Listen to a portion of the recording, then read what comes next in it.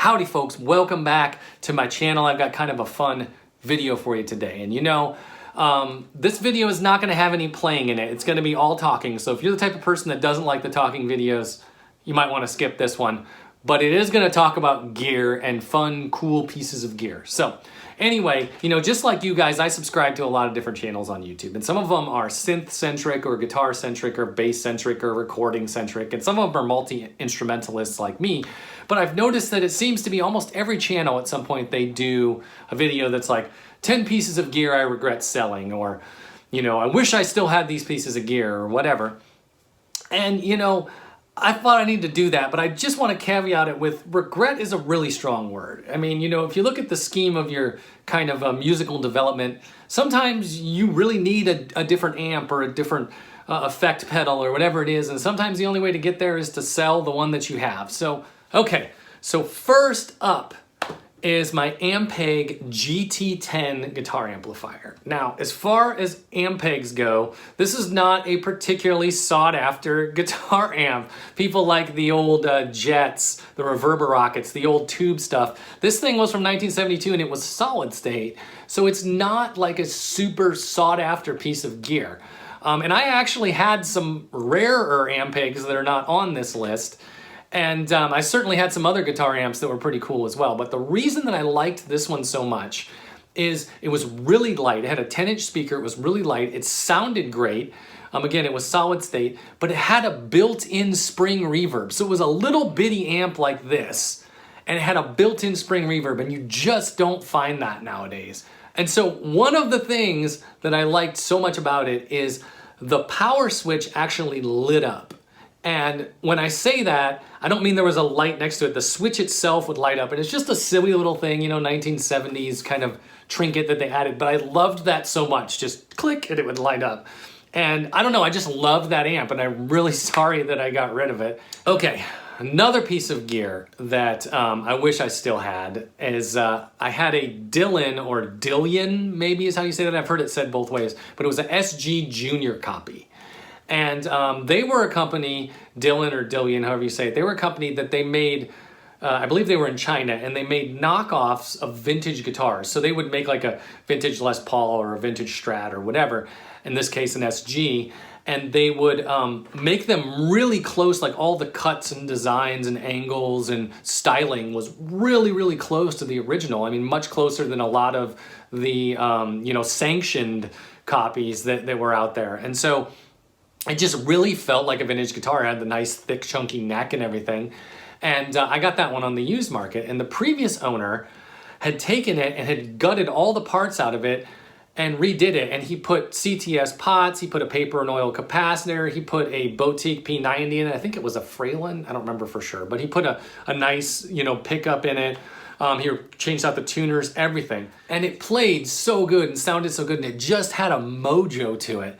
And at the time, I had a whole bunch of guitars, and I had, you can see my Les Paul Jr. here, and you can see my SG Special here, and I had both of those guitars at the time too, and I was like, how many P90 guitars do I need? So I ended up selling it, and that was just a dumb move, because it was a great guitar. I miss it. All right, the next piece of gear that kind of wish I still had was my Ergo electric upright bass. And this is not a popular thing. You may not have ever seen one of these, but they looked like a stick with 4 strings on it, you know, at a first glance. But what it was, you know, if you think about an upright bass, that huge body is just there for the acoustics. So if you make that thing electric, you don't need the big body anymore. So basically, Ergo Instruments, they just shrunk it down and made it just what you need. And then I just ended up selling it because I was trying to, I think I sold it and another electric bass that I had because I wanted some other bass or something to that effect, but I ended up selling it. The one thing that was so cool about it is it was actually shaped like a real electric bass. So like the bridge was curved and all that, so you could play it with a bow if you wanted to. I mean, I didn't have a bow, but you could. And then the headstock had this cool like wavy shape to it. It was just a really unique instrument, and don't have that one anymore. And the next is my 2008 Epiphone Dot. Now, an Epiphone Dot was essentially their version of an ES335.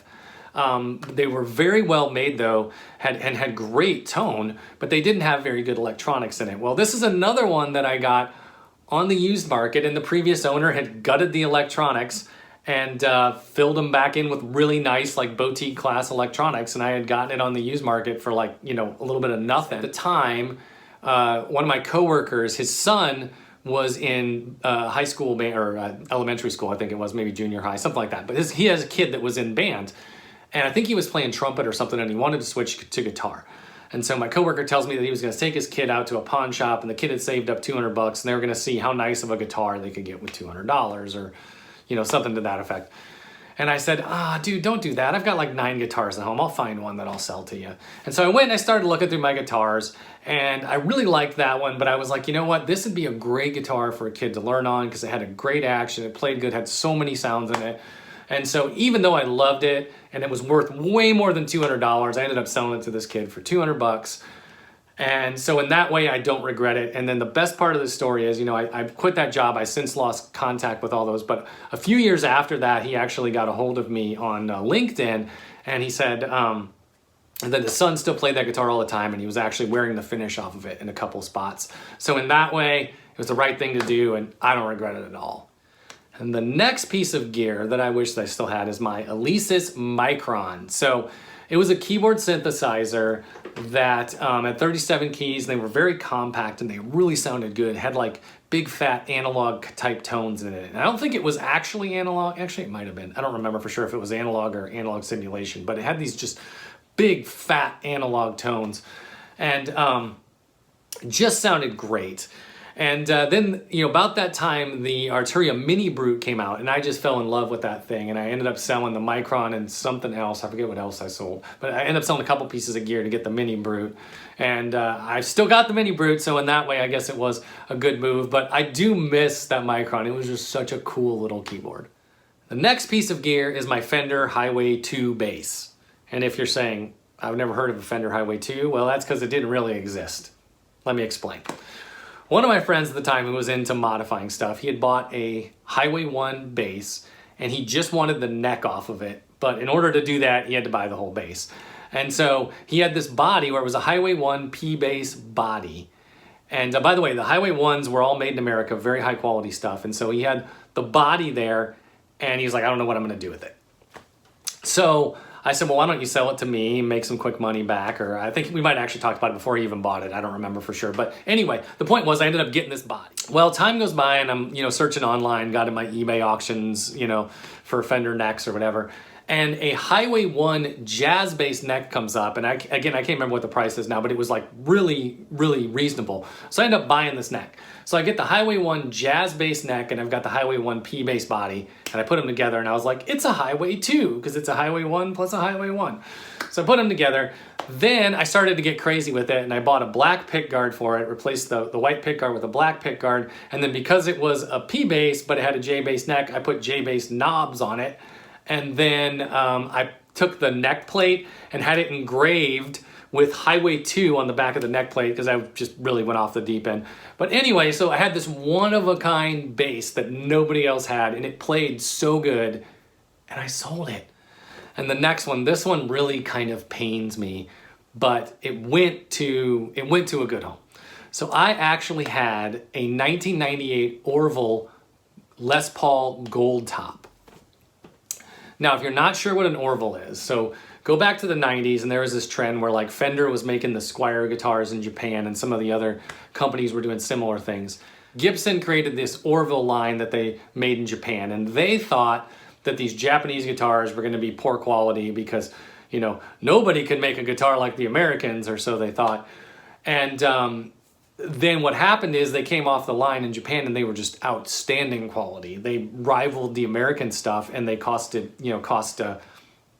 eighth what the American guitars did. And so basically they didn't make it to the United States because Gibson was like, we can't put that on the wall next to a Gibson. So you didn't see very many of them in the States, but you could see them in Europe and Asia and places like that. But some of them made it over just by people traveling and stuff. So anyway, I got my hands on one and it was just such an amazing guitar. And when I moved to Texas, I was downsizing and one of the guys that I worked with, pretty good friend of mine, he like salivated over that guitar, and I was like, you know what, it's one less thing to move. He gave me a fair price for it, so I sold it to him. And the next thing, this is I believe the only percussion instrument on the list, is I had a set of Schalloch Congas. And they were nice because they were all wood and they were really beautiful. They had like a sunburst finish and they sounded great. And I don't remember how I ended up with them, but somehow I got a deal or, you know, a trade or something. And I got this set of congas and they were just super cool and so much fun to just sit there and play. And then again, when I moved to Texas, I was packing everything up, you know, and I was like, man, congas take up a lot of room and it isn't really usable room. I mean, you could fill them with guitar cables or something, I guess, but it isn't really usable room because it's just empty inside. And anyway, I kind of made the decision to get rid of them, and I sold them to a guy that I played drums with in a band before that.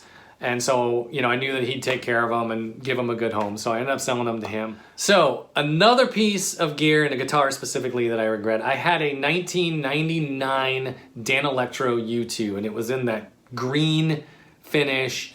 So cool. This was the ones, you know, when they started remaking them in the 90s. This was one from that line. And it had the original case too. It had the matching case with like the yellow carpet inside, or whatever you call that, fleece, the yellow fleece inside. And it was just the coolest guitar. And again, it was a case of me just downsizing at some point and being like, why do I have so many guitars? And I sold it. I regret that one. The 10th piece of gear on the list. Okay, and this is a funny story because I actually owned a real Ampeg SVT, a 1974 model SVT, and it was my first bass amp. Well, it was my second bass amp, but it was my first like stage level bass amp. So when I first started to learn bass, I got like a little practice amp with the bass, and then when I started playing in a band, of course that wasn't loud enough, and so I needed to get an amp, and I went to a pawn shop. And, you know, I had like my other bandmates with me, and we saw this thing, and I don't remember why it was so cheap, but I think it had, yeah, no, it had like 4 of the tubes were burnt out on it is what it was, but it still played. And they had it for just like dirt cheap, like $300 or something. And granted, this is back in the 90s, but anyway, so we were looking at it and they're like, it's big, it's heavy, it's ugly, you need this, you need this. And so I ended up getting the SVT, and that was the first like live bass amp I ever played through. And it's funny because I didn't know it at the time, but the SVT is like the most ubiquitous bass amp. Like everybody wants an SVT, except they're big and heavy. And that's exactly the reason I ended up selling it later, you know, years later.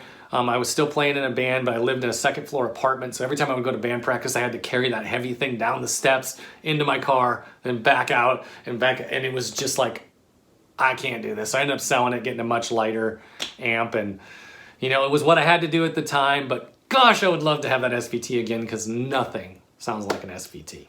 Okay, so there you have it. That was 10 pieces of gear that I regret selling, or, you know, regret might be a strong word, but that I really wish I still had.